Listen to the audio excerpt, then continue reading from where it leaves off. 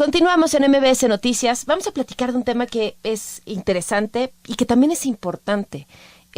Hay condiciones que muchas veces pasan inadvertidas o sin el diagnóstico adecuado, que ponerles nombre quizá harían una enorme diferencia en la vida de muchísimas personas.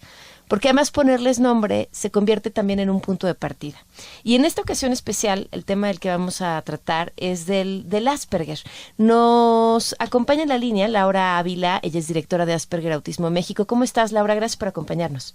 Hola, ¿qué tal? Buen día, mucho gusto, Pamela, mucho gusto estar contigo en este momento. ¿Qué es el Asperger, Laura? Mira, el Asperger es una condición neurobiológica. Uh-huh. Es una discapacidad psicosocial invisible, es decir, no se nota, no lo podemos tener una persona frente a nosotros y no la reconocemos, no le vemos nada, pues, que lo identifique.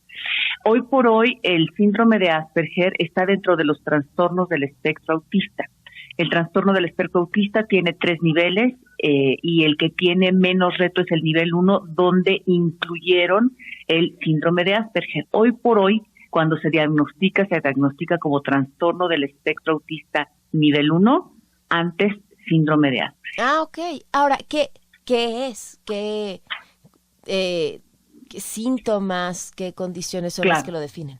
Sí, claro, mira, en particular son personas a las que se les dificulta mucho la comunicación, entendiendo habilidades sociales. Uh-huh. Son personas que les cuesta trabajo entender chistes, entender dobles sentidos, leer las intenciones de las otras personas.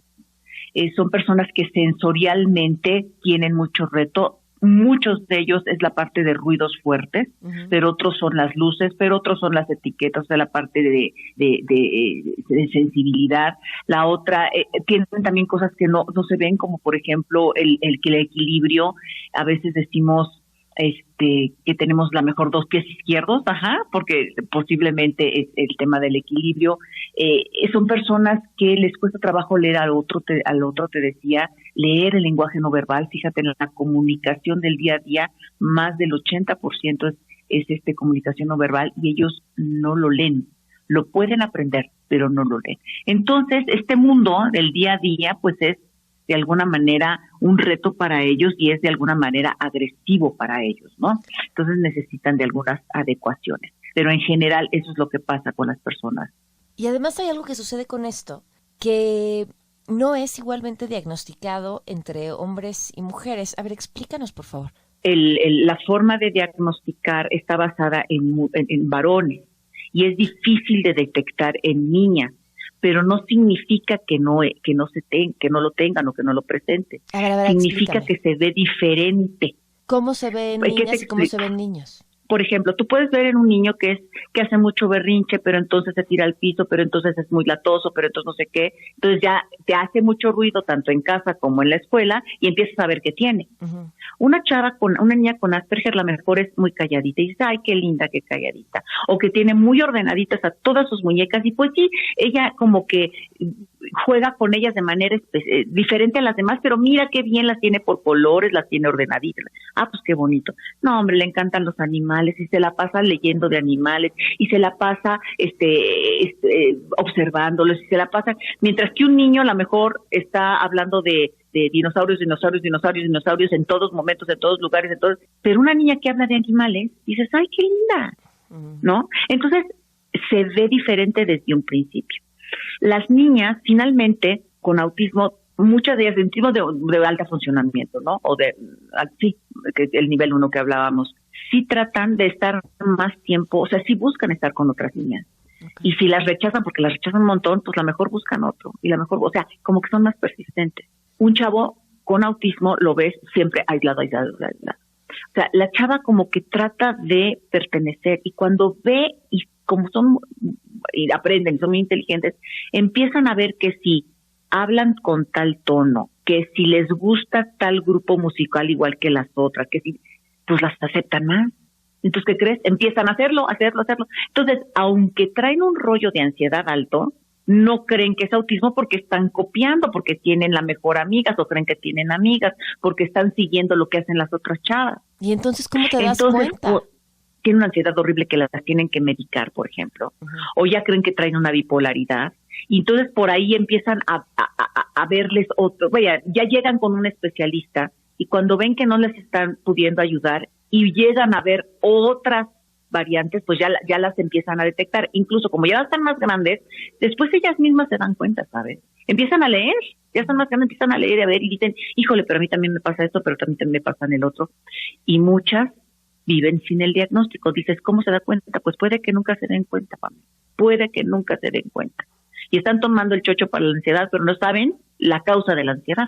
Algunas de ellas, muchas de ellas, cuando tienen hijos, porque esto tiene un componente genético, ¿sabes? Pues cuando tienen hijos y les diagnostican al hijo, es cuando dicen, híjole, pero yo me parezco en esto, pero me parezco en el otro. Pero ya cuando ves, estás diagnosticando también a la mamá. Fíjate que... Y ahí es donde varias se dan cuenta. Sí hay un componente genético, hay veces que no es directamente mamá, papá, pero sí hay un abuelo que no le gustaba participar en las reuniones familiares, pero otro que era súper brillante, pero no le gustaba platicar, pero otro que ya se divorció 3 veces, pero, o sea, porque estamos hablando de un tema social, un tema de habilidades sociales. Entonces, sí hay un componente genético y efectivamente, ya cuando empezamos a diagnosticar, ya nada más empiezan a ver los papás unos a los otros. ¿Cuál es el tratamiento y la expectativa del tratamiento? Tenemos que dividirlo entre si eres chiquito o si eres grande, ¿vale? Cuando eres chiquito, cuando estamos hablando de chavos de kinder, de primaria, hay muchas cosas que hay que trabajar que tiene que ver con terapia. Muchos les falla el lenguaje, ¿sale? Porque estamos hablando con niños chicos todavía de maduración, que tiene que ver con la infancia y aparte con el espectro. Entonces, por ejemplo, les ayuda mucho la terapia física porque coordinan mejor, entonces su cerebrito se va desarrollando mejor. Está mucho de habilidades sociales, que estén en grupos, en donde se les enseñe desde saludar, la distancia que debes de tomar de un chavo a otro, seguir turnos al hablar. Entonces, ¿cuál es el tratamiento? Terapia, y te digo, cuando son niños entramos con terapia ocupacional, que tiene que ver, porque te acuerdas que la parte de la sensorialidad está también afectada, y van madurándolo más lento, pero sí lo pueden madurar cuando los tratan. Entonces, son terapias así si es de tacto, haz de cuenta que los ponen con diferentes texturas, ¿no? A que escuchen diferentes ruidos, a que prueben diferentes cosas, que el acercamiento sea poco a poco. Tú le dices a un niño, ay, pruébalo, no importa. Pero a lo mejor un niño con autismo está en la mesa del comedor y empiezan poniéndole ese alimento que no le gusta, ahí nada más, para que lo vean. Pasa un día, pasan 2, pasan 3, ahora que lo huela. Pasan 2 semanas, 3 semanas, 4 semanas, y después le das una probadita, y así empieza. O sea, es como otro, lo vas montando de otra manera, ¿no? En la escuela hay que hacer los ajustes razonables. Con los jóvenes, les hace mucho crisis en la adolescencia, muchísimo. Porque fíjate, si están, cualquier ser humano en la adolescencia, pues pasa sus cambios y tiene sus retos. Uno de los más importantes es que quieren pertenecer a un grupo. ¿Y qué crees? Se ven diferentes. Entonces, no pueden pertenecer, o sea, no pertenecen al grupo porque de entrada son diferentes. Entonces ellos tienen que entender qué tienen que hacer para poder entrar al grupo. Por eso en la terapia que me decías, ¿qué hacemos? Grupos de acompañamiento, taller de habilidades sociales, es lo que nos sirve mucho. Con ya adultos, porque estamos diagnosticando gente de 30, 35, 40, hemos diagnosticado personas hasta de 65 años, o sea, que se están dando cuenta hasta ahorita, en ese momento de su vida, ¿no? Wow. Pero hay personas que dicen, fui a una reunión y después tengo que estar 2 días en mi casa encerrado sin que nadie me hable, así como que para yo volver a mi centro, ¿no? Porque fue demasiado el esfuerzo que hice para socializar.